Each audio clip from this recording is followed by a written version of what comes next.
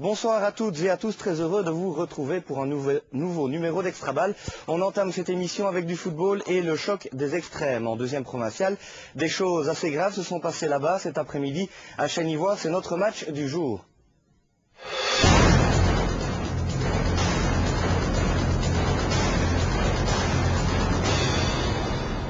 Le match a en effet été arrêté juste avant le repos. Nous allons voir tout de suite pourquoi grâce à ces images de François Mercier.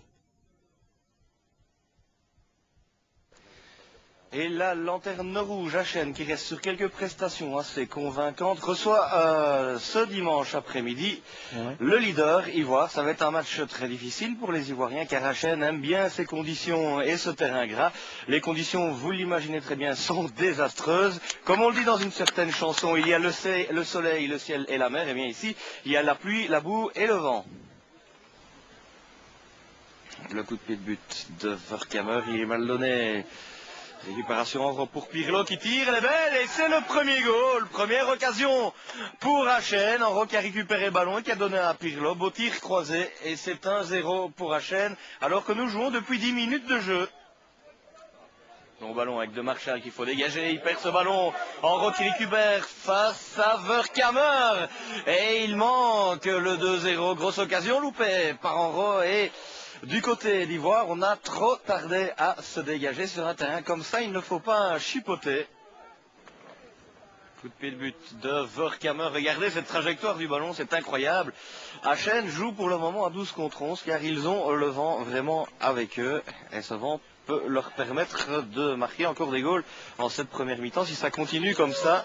En tout cas pour Ivoire, c'est une vraie difficulté de jouer vers l'avant et de traverser la moitié du terrain avec Lambeau qui vient de laisser passer ce ballon entre ses jambes. Nous jouons depuis un quart d'heure de jeu. Le ballon arrive dans les pieds d'Éloi qui tente sa chance, il était peut-être un peu loin. Geoffrey Alain qui frappe bien et belle détente, très belle détente de Verkamer qui se rachète bien suite à sa demi-boulette du premier goal. Dégagement manqué et là, bien il sauve les meubles. C'était un tir de Geoffrey Alain. Ouais, belle intervention de Furnémont qui tente de se centrer. Le ballon arrive à Trimboli qui donne à Marion qui frappe, belle frappe de Marion et très belle détente en deux temps de Lambeau. Belle occasion là pour le nouveau venu, on va dire ça comme ça, Dominique Marion qui s'est créé une très belle occasion alors que nous jouons depuis 35 minutes dans cette première mi-temps. La tête de Piton pour Bon qui fait un crochet sur Furnémont. Petit extérieur du pied pour Éloi, magnifique goal de Nicolas Éloi, superbe reprise du plat du pied en un temps. Il pousse le ballon au fond des filets, c'est 2-0 pour Achène.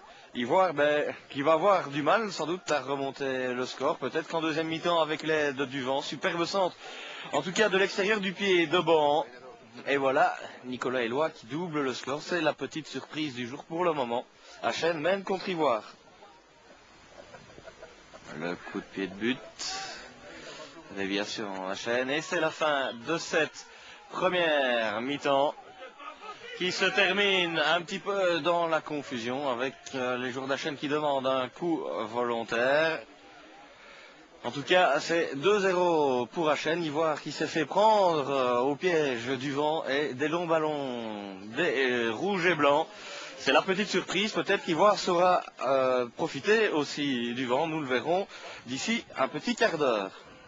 Et voilà l'arbitre qui vient de décider la fin de cette rencontre sur cette confusion en fin de première mi-temps. Nous allons tout de suite essayer d'aller récolter quelques petites interviews pour savoir ce qui s'est effectivement passé. En tout cas, ça se jouera certainement sur le tapis vert. On va essayer d'avoir les impressions du joueur et des entraîneurs.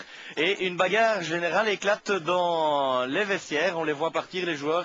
Quel malheureux spectacle pour un football de deuxième provinciale. Pour le football tout court, c'est vraiment dommageable. Le temps n'y était pas, les joueurs non plus et l'ambiance encore moins.